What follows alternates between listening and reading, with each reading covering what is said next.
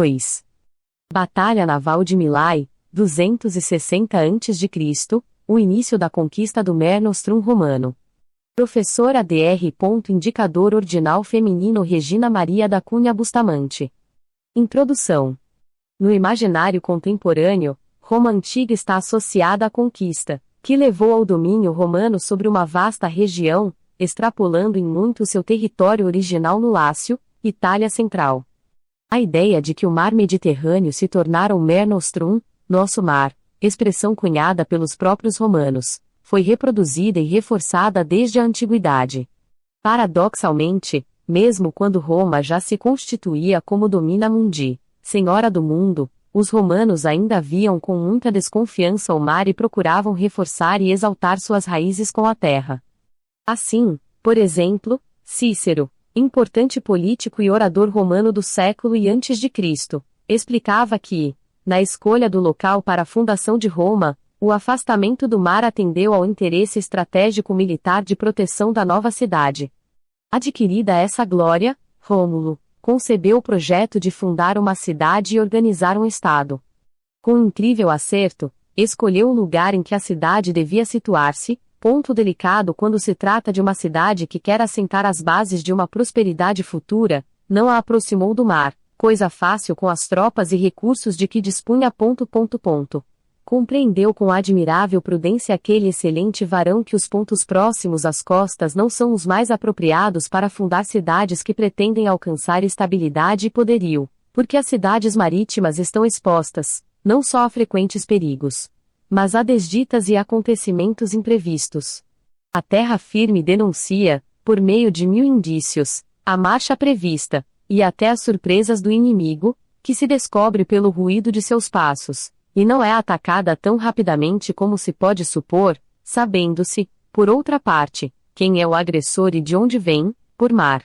Pode desembarcar uma esquadra antes que se possa advertir a sua proximidade, sua marcha não denuncia nem sua personalidade, nem sua nação, nem seu objetivo, não se pode, enfim, distinguir com sinal algum se é ou não amiga. E ele vai mais além na sua preleção, apontando a corrupção trazida pelo mar, devido ao desejo de riqueza, que desvirtuava as tradições e os costumes e enfraquecia a cidade. São também frequentes, nas cidades marítimas, a mudança e a corrupção dos costumes, pois os idiomas e comércios estranhos não importam unicamente mercadorias e palavras, mas também costumes, que tiram estabilidade às instituições dessas cidades. Os próprios habitantes são pouco afeitos aos seus lares, suas esperanças e pensamentos os arrastam para longe, e, quando o corpo descansa, vaga errante o espírito. Não foi outra a principal causa da decadência de Cartago e Corinto senão essa vida errante, essa dispersão dos cidadãos, aos quais a ânsia de navegar e de enriquecer fez abandonar o cultivo dos campos e o prazer das armas. A proximidade do mar, com suas importações ou suas vitórias, facilita ao vício dessas cidades todas as seduções funestas, e o encanto dos sítios marítimos parece convidar à preguiça e ao fausto e a todas as corrupções enervadoras do ócio. Cícero, entretanto, ressaltava que, apesar de todos os perigos do mar, este trazia um proveito, mas esses vícios apresentam, por sua vez, uma grande vantagem, a de que, de todos os pontos do mundo, trazem às ondas os produtos todos do universo, e, no refluxo, levam aos confins do mundo os produtos dos próprios campos. Essa postura refratária ao mar, no período em que Cícero escrevia, não condizia mais com a situação de formação de uma cosmópolis, que se efetivaria com a desestruturação da República e a implantação de um governo imperial em fins do século e antes de Cristo, processo a que Cícero se opunha. Ele, porém, não sobreviveu para vê-lo concluído. Pouco tempo depois, em 31 a.C., com a vitória de Otaviano sobre a frota de Marco Antônio e Cleópatra na Batalha do Ácio, o mar Mediterrâneo era um Mare Nostrum romano.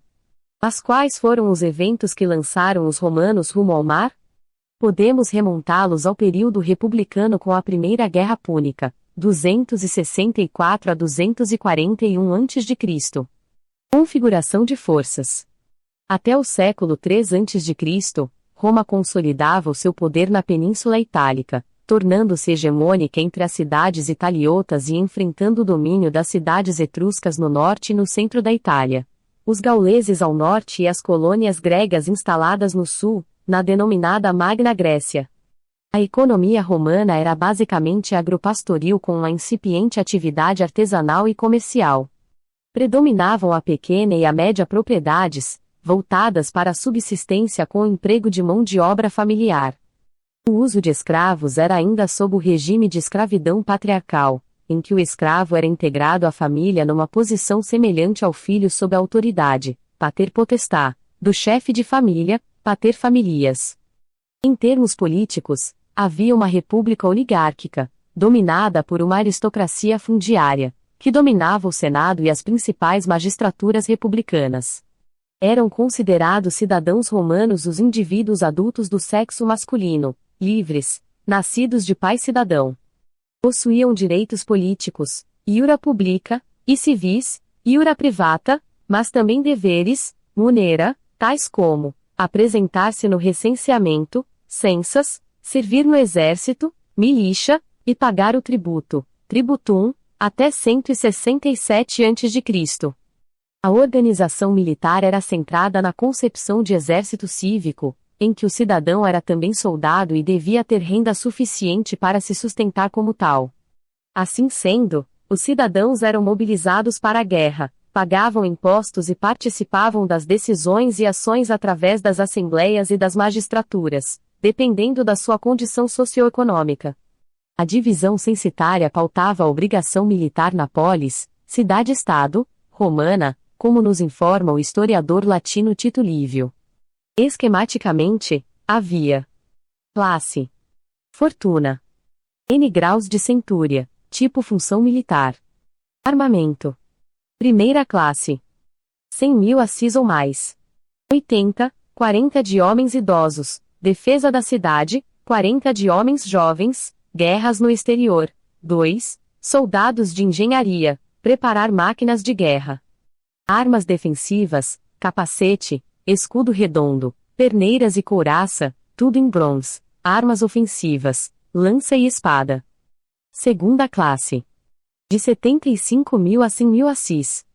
20, 10 de homens idosos, defesa da cidade, 10 de homens jovens, guerras no exterior. Armas defensivas, capacete, escudo oblongo e perneiras, tudo em bronze, armas ofensivas, lança e espada. Terceira classe. De 50.000 a 75.000 assis. 20, 10 de homens idosos, defesa da cidade, 10 de homens jovens, guerras no exterior. Armas defensivas, capacete e escudo oblongo, tudo em bronze, armas ofensivas, lança e espada. Quarta classe. De 25.000 a 50.000 assis. 20, 10 de homens idosos, defesa da cidade, 10 de homens jovens, guerras no exterior. Armas ofensivas, lança e dardo. Quinta classe. De 25.000 a 11.000 assis. 30. Infantaria leve, 2. Corneteiros e trombeteiros.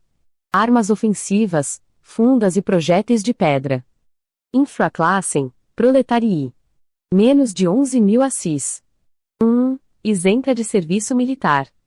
Nessa mesma passagem, Tito Livio informa ainda que, após armada e organizada a infantaria, Sérvio Túlio formou com os nobres da cidade 12 centúrias de cavaleiros e ainda desdobrou as 3 centúrias instituídas por Rômulo em 6 e deu-lhes 10.000 assis por ano retirados do tesouro público para a compra de cavalos e para alimentá-los taxou as viúvas, com um imposto de 2.000 assis por ano.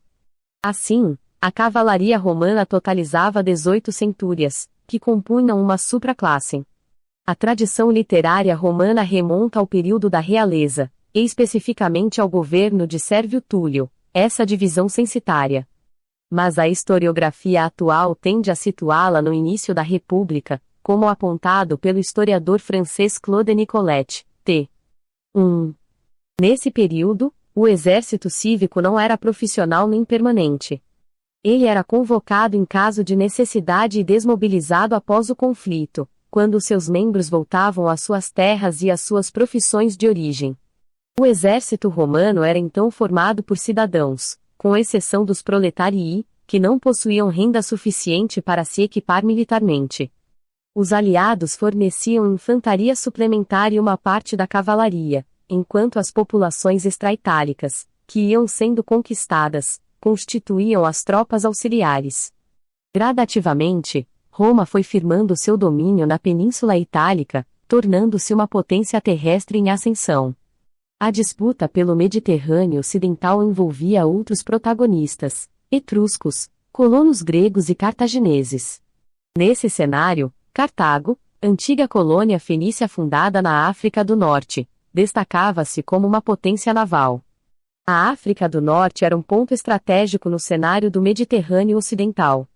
Os fenícios foram os primeiros estrangeiros a atentar para esse fator. Interessados em adquirir metais, particularmente ouro, prata, cobre e estanho, os fenícios se expandiram pelo Mediterrâneo Ocidental. Quando a Espanha se tornou a principal fonte de produção argentífera, houve a necessidade de garantir as duas rotas comerciais que chegavam à Península Ibérica, a do norte, pelas costas meridionais da Sicília, da Sardenha e das Ilhas Baleares, e a do sul, pelas costas norte-africanas. Os fenícios estabeleceram uma cadeia de assentamentos ao longo das duas rotas. Esses assentamentos localizavam-se em ilhas próximas às costas ou em promontórios acessíveis dos dois lados, visando a facilitar tanto a navegação de cabotagem, típica dessa época, quanto a defesa do local por uma pequena população. Fundaram várias colônias na África do Norte, dentre elas Cartago. Seguindo a tradição de seus fundadores, Cartago tinha no comércio uma de suas principais atividades econômicas. Quanto ao aspecto político, as informações sobre Cartago advêm de fontes gregas e romanas, que se utilizavam de termos próprios para referir-se à realidade peculiar cartaginesa. Assim, de acordo com o historiador grego Políbio, que participou da Terceira Guerra Púnica, 151 a 146 a.C., ao lado dos romanos, Cartago também reproduziu a forma de governo dos fenícios, ou seja, a realeza assessorada por um conselho de anciãos de caráter aristocrático, espécie de senado. Os termos basileus e rex foram usados para designar o mais alto magistrado em Cartago. Essa realeza em princípio não era hereditária, mas algumas famílias, como a Magônida, monopolizaram esse cargo. Durante os séculos VI e V a.C., os reis desempenharam atividades militares quando era necessário. A partir desse último século, o poder real começou a enfraquecer em detrimento da crescente influência dos sufetes, dois magistrados eleitos anualmente que exerciam funções de juízes e governadores, dirigindo os negócios de Estado e executando as decisões tomadas pelo Conselho de Anciãos ou pela Assembleia Popular, podendo essas decisões, inclusive, ser introduzidas nesses órgãos pelos próprios sufetes. Era um sinal do aumento do poderio e da riqueza da oligarquia. A elite cartaginesa era composta por proprietários fundiários, comerciantes, fabricantes de armas e construtores navais. Aristóteles considerou que a constituição cartaginesa era de natureza oligárquica, pois se fundamentava na riqueza, no mérito e no número. De acordo com o mesmo autor, a elite de Cartago, distintamente das outras até então conhecidas na sua época, não foi proibida de exercer a atividade comercial, o que lhe dava um caráter oligárquico, já que não se compunha apenas das tradicionais famílias proprietárias de terras. Nessa mesma passagem, elogiou-a, pois soube adotar medidas com o fim de evitar sedições e tiranias, alguma distribuição de riqueza, deslocamento do excedente populacional para as colônias e eleições para magistraturas daqueles que tinham condições econômicas para exercer atividades no governo. Dessa forma, segundo o filósofo grego, a constituição cartaginesa era excelente e bem ordenada, inserindo o elemento popular, artesãos, estivadores e camponeses, na vida pública. A posição favorável de Aristóteles em relação à constituição oligárquica cartaginesa deve ser entendida por sua preocupação em analisar as constituições políticas da antiguidade a partir do critério do bem comum, visando a alcançar a estabilidade social, sem precisar um regime político específico. Ele escreveu sua obra no contexto da crise das póleis helênicas e sob a ameaça da expansão macedônica, que implantaria uma nova realidade, a da Cosmópolis. Interessante notar que, 2 séculos depois, entretanto, como se deduz do relato de Políbio, sobre a revolta dos mercenários, 240 a 237 a.C., que receberam o apoio das populações africanas subjugadas por Cartago devido à sua insatisfação com os tributos cobrados, a capacidade da elite de manter o controle da situação, referida por Aristóteles, modificara-se. Para Políbio, a elite cartaginesa fora corrompida pela riqueza, o que afetou o espírito público dos cidadãos. As assembleias de cidadãos eram consultadas apenas em último caso, quando havia algum desacordo, o que acabou prejudicando Cartago. A crítica de Políbio aos cartagineses estava condizente com sua aceitação e admiração pela supremacia de Roma e sua estreita amizade com a família romana dos Cipiões, que teve importante papel diretor nas guerras contra os cartagineses. A rivalidade com as colônias gregas do Mediterrâneo Ocidental, principalmente as da Sicília, fez emergir a liderança de Cartago, que passou a exercer a hegemonia sobre as demais colônias fenícias ocidentais. No século V a.C., com o enfraquecimento da metrópole fenícia a partir do domínio babilônico, o poder de Cartago se consolidou. Entre o século IV e o III a.C., o comando militar cartaginês tornou-se independente dos outros cargos, e a nomeação de um general dependia das necessidades das campanhas militares, pois não havia um exército regular que exigisse um chefe permanente. Cartago, para garantir o seu domínio, transformou a base do seu efetivo militar. Seus próprios cidadãos, em número insuficiente para os encargos bélicos, foram dispensados do serviço militar, exceto em raras situações, e foram contratados mercenários de diversas regiões. Em diferentes ocasiões, Cartago arregimentou mercenários da África do Norte, da Espanha, da Gália, da Itália e da Grécia. Além disso, à medida que estendia seu domínio para o interior da África do Norte, impunha o recrutamento obrigatório, assim, os cavaleiros númidas compunham uma facção importante do exército cartaginês. Para Políbio, o uso de mercenários e de homens de regiões subordinadas como efetivo militar, alijando os cidadãos cartagineses das suas obrigações militares, foi um fator de enfraquecimento político do corpo cívico e do desenvolvimento de um domínio oligárquico.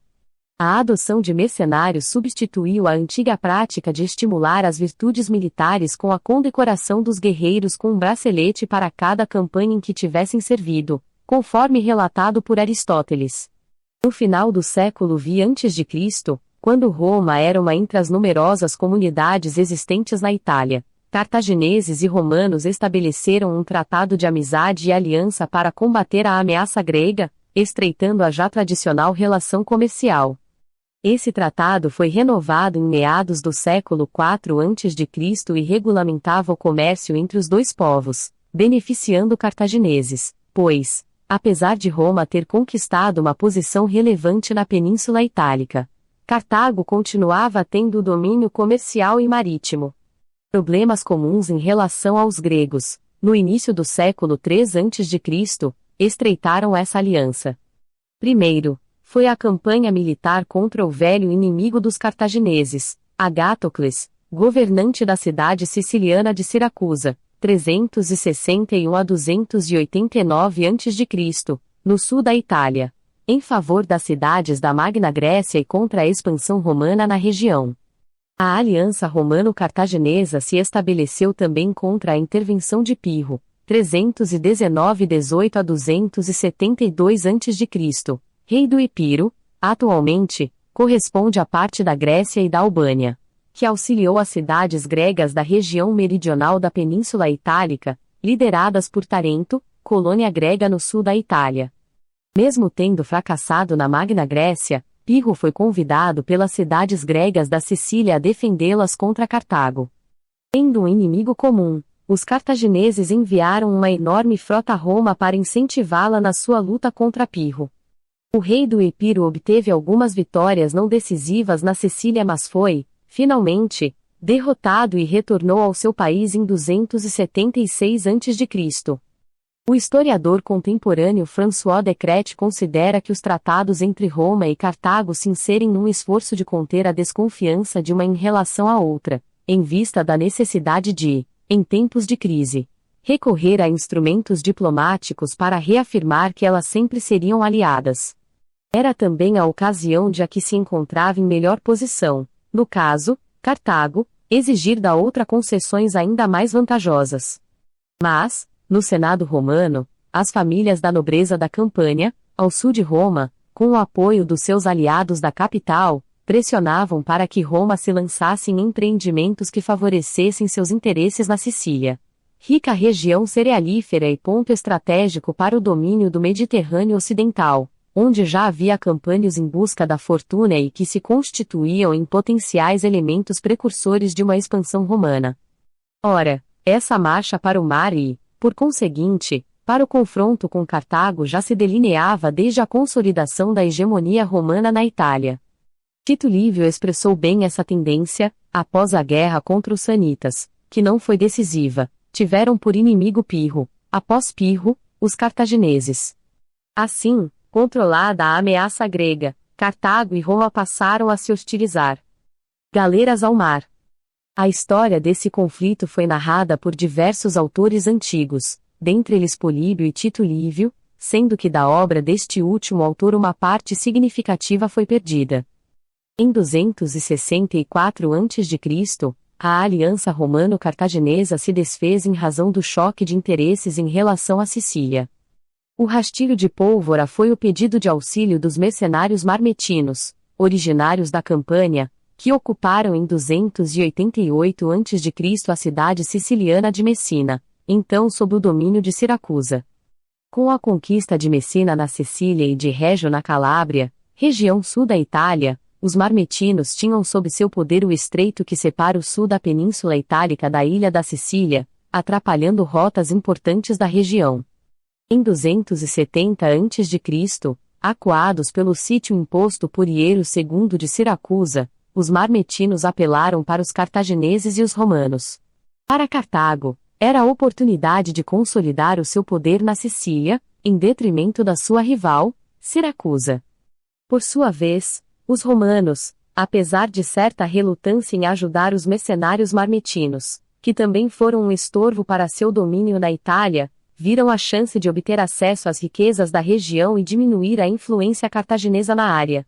Ameaça em potencial à República Romana, uma vez que cercava a Itália e representava risco às ligações marítimas com os portos do Mar Jônico e do Golfo de Tarento.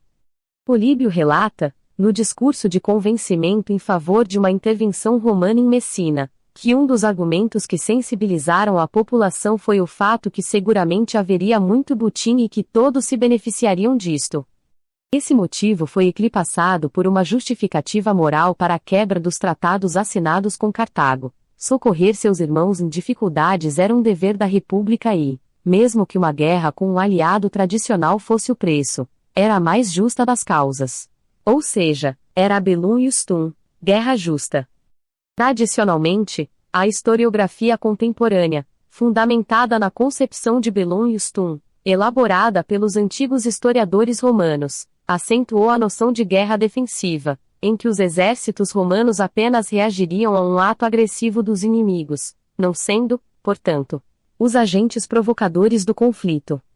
Assim, cada vez que Roma podia ser acusada por sua agressividade expansionista, alegava-se que fora resposta a uma intenção ou a um ataque injusto e bárbaro de outros povos, buscando, dessa forma, legitimar a ação romana.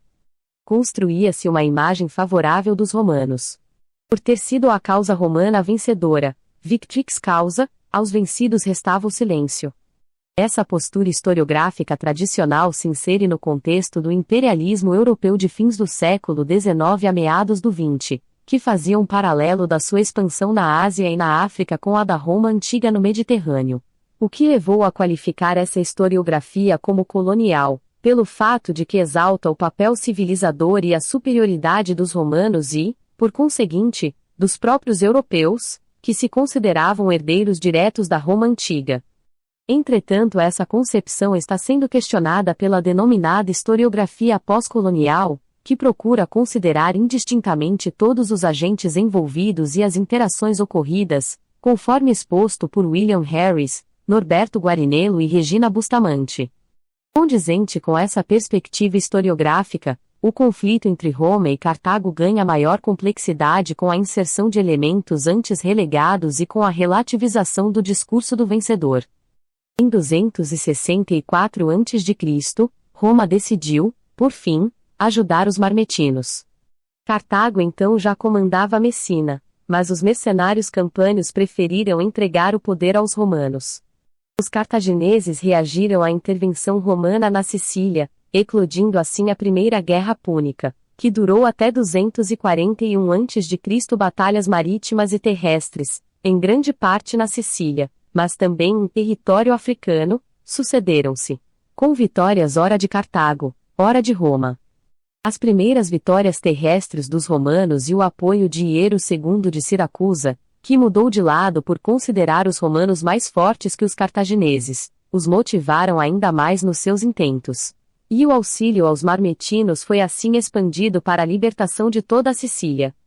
Roma rapidamente se conscientizou das fraquezas do seu armamento e dos seus métodos de combate marítimo e procurou se adaptar às novas condições impostas pelas batalhas navais, campo onde Cartago possuía a supremacia. Políbio expressou a superioridade naval cartaginesa, mas, como os cartagineses mantinham sem qualquer contestação o domínio do mar, o resultado da guerra continuava pendente. O mesmo autor, numa passagem posterior, explicou as diferenças de combate entre romanos e cartagineses. Quanto às diferenças de detalhes, como para começar, a conduta na guerra, os cartagineses são naturalmente muito superiores no mar, seja em eficiência, seja em equipamento, pois a navegação era de longa data a sua ocupação nacional. E eles se dedicam às atividades náuticas mais que qualquer outro povo. Quanto ao serviço militar em terra, todavia, os romanos são muito experientes, pois eles dedicam realmente todas as suas energias a praticá-lo, enquanto os cartagineses descuidam da infantaria, embora deem alguma atenção à cavalaria. A causa disto é que as tropas por eles empregadas são constituídas de estrangeiros servindo como mercenários, ao passo que as dos romanos se compõem de habitantes do seu território e de cidadãos. O receio de ataques da frota cartaginesa por parte das cidades litorâneas da Sicília era um fator desfavorável para os romanos obterem mais aliados na ilha. Ademais, cidades italianas também eram alvos das forças navais de Cartago, enquanto o próprio território cartaginês estava livre de ameaças. Assim, urgia montar uma frota romana que fizesse frente ao poderio marítimo do seu inimigo. Políbio exaltou a determinação, o engenho e a eficiência dos romanos em construir sua frota e em treinar sua equipe no seco. O autor narrou que o modelo para essa frota, uma nau cartaginesa capturada, foi desmontado, processo hoje conhecido por engenharia reversa. O historiador francês François Decret aponta, contudo, que os romanos contavam, como aliados, com povos conhecedores da construção naval e da navegação, e se esperava que, nessa condição, eles colaborassem nesse empreendimento, questionando, portanto, a afirmação categórica de Políbio de que é evidente então que, se isso, a captura e o desmonte do barco cartaginês, não houvesse acontecido, ter-lhes-ia sido impossível realizar os seus planos por inexperiência. Em 261 a.C., a primeira frota romana foi constituída por 100 quinquerremes e 20 trirremes. O historiador inglês Moses Finley observa que a explicitação de números pelos historiadores antigos deve ser considerada mais uma ordem de grandeza do que expressão objetiva da quantidade. Nesse sentido, o que se deduz é que foi um número significativo. Constata-se a prevalência de um gênero de embarcação, as quinquerremes, que eram naus de guerra, substitutas das tradicionais trirremes gregas. Em seu dicionário sobre Antiguidade Clássica, Witt especifica que as quinquerremes eram galeras bélicas com 5 fileiras, ordines, deremos de cada lado e destaca que esse tipo de barco foi muito empregado durante a Segunda Guerra Púnica. 218 a 202 a.C., de acordo com Tito Livio e Plínio, o Velho. Informa ainda que, apesar de inexistirem representações gráficas antigas de uma quinquerreme, é possível fazer conjecturas sobre sua constituição. As fileiras de remos eram colocadas umas sobre as outras de acordo com sua altura e os orifícios pelos quais passavam os remos de 5 fileiras que formavam, no sentido vertical, linhas oblíquas, como reproduzido abaixo. Esse arranjo foi fundamentado nos vestígios de birremes, trirremes e quadrirremes, que seguiriam o mesmo princípio, e em suas ilustrações. Rich acrescenta que experiências mostraram sua viabilidade, não sendo a quinta ordem de remos excessivamente alta em relação à água para que a pá do remo não pudesse ser utilizada. Mas adverte que acima desse nível não seria mais possível, devido à grande obliquidade do remo, pela altura de seu ponto de apoio. A controvérsia sobre esse arranjo das quinquerremes, aventa-se que o número usado para descrever a galera não seria referência ao número de ordens de remos, mas sim ao número de remadores em cada lado, como apresentado no diagrama a seguir.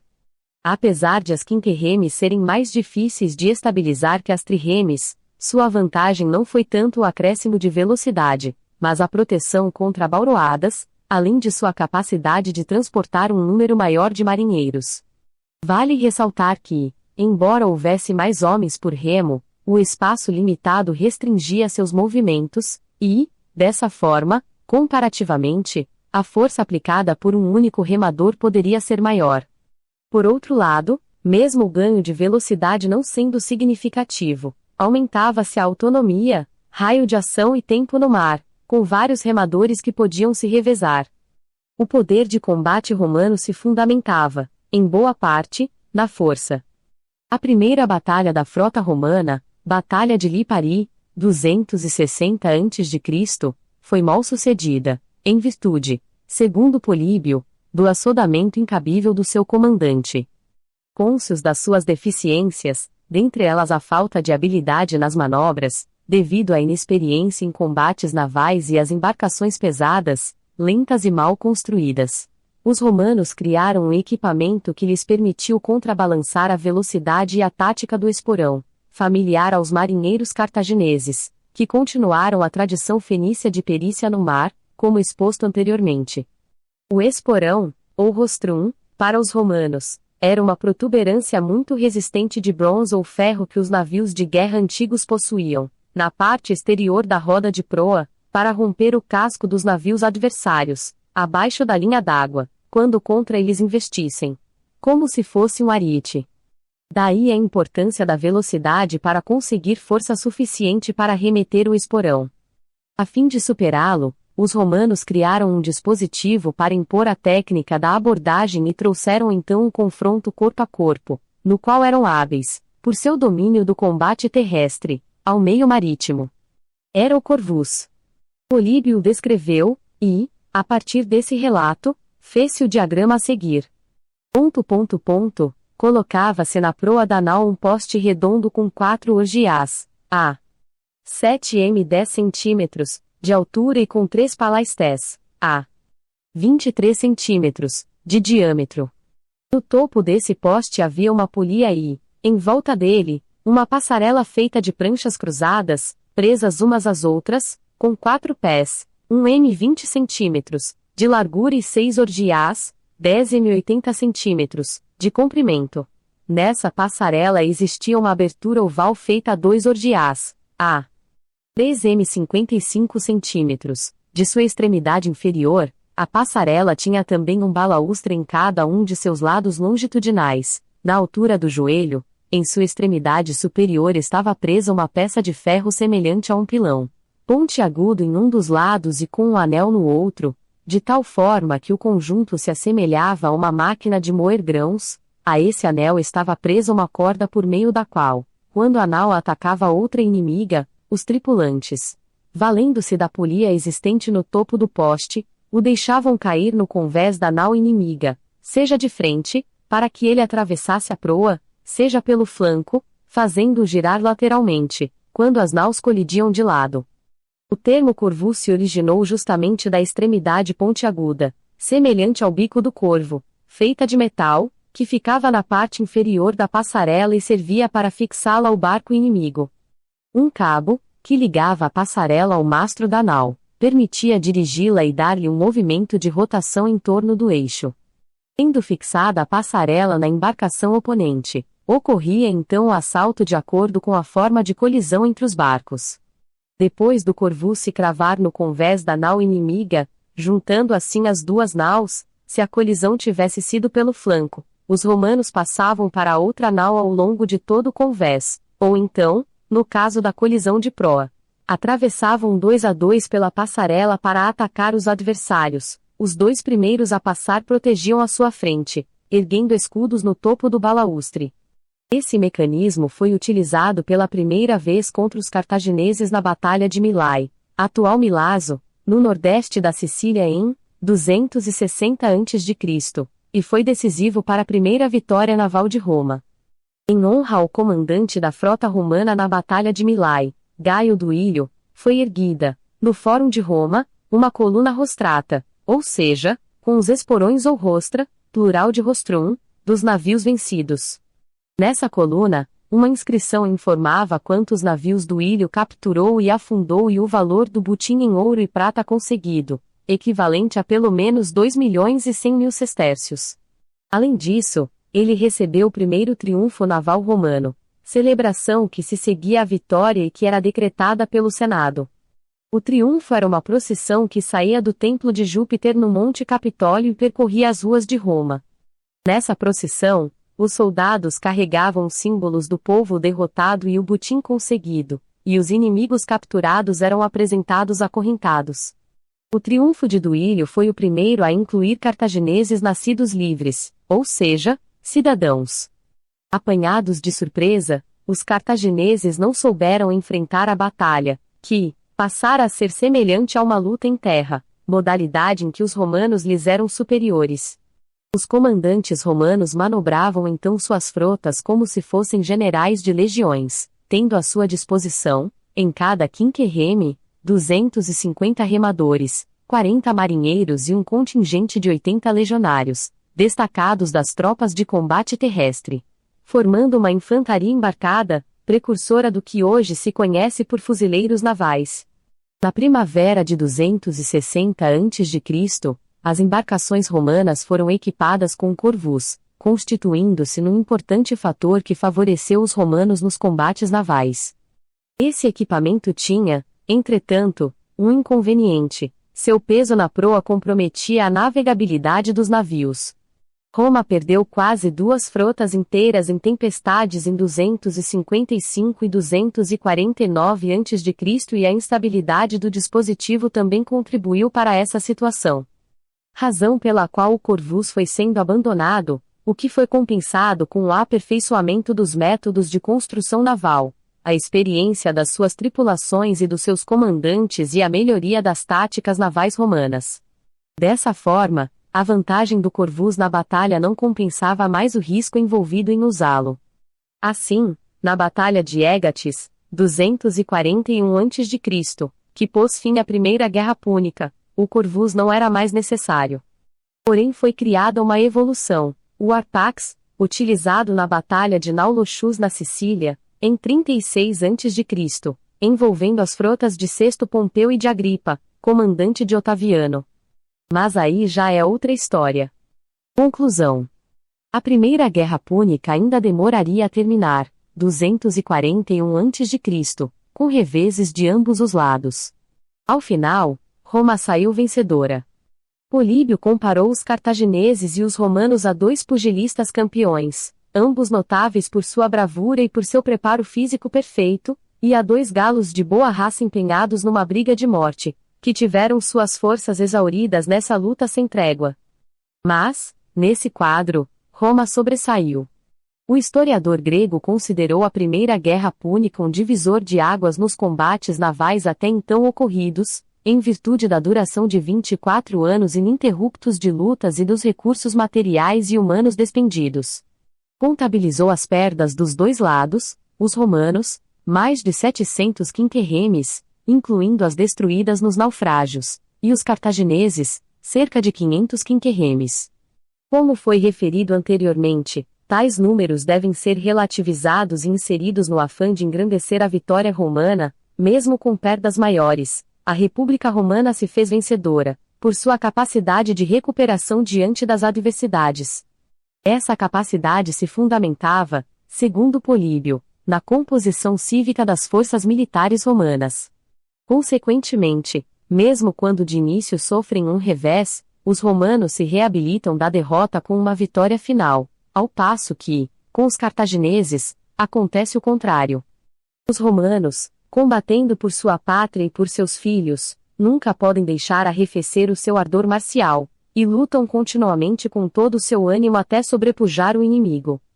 A consequência dessa diferença é que, embora, como eu já disse, os romanos sejam menos experientes em assuntos navais, eles são geralmente bem-sucedidos no mar graças à bravura de seus homens, pois, apesar do preparo nas atividades navais ser importante, e não pouco, é principalmente a coragem dos marinheiros que faz a balança pender para a vitória.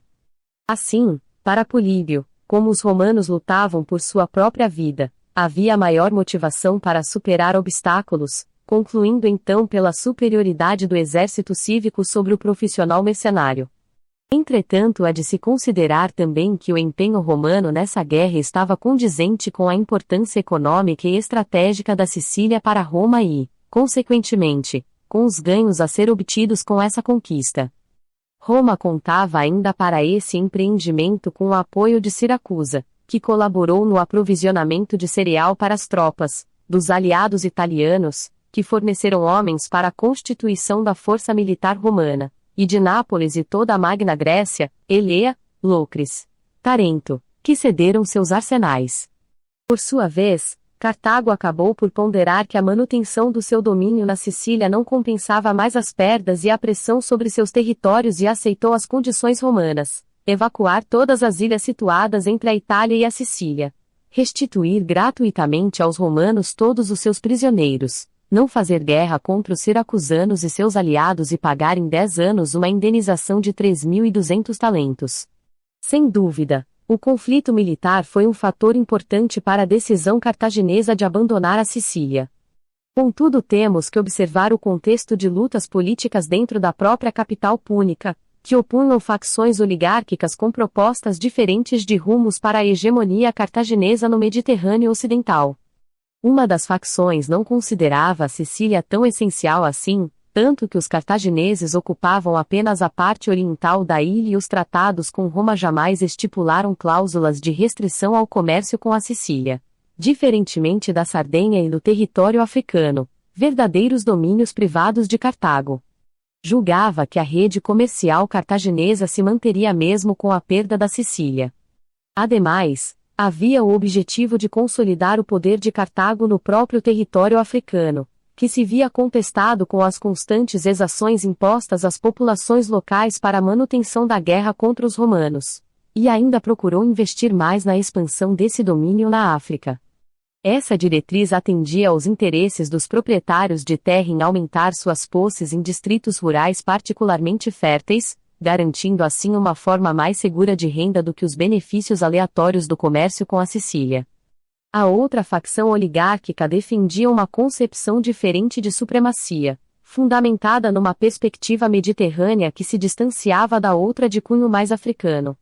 O clã dos Bárcidas foi um dos principais representantes da política pela hegemonia de Cartago no Mediterrâneo Ocidental, o que inevitavelmente levaria ao conflito com Roma.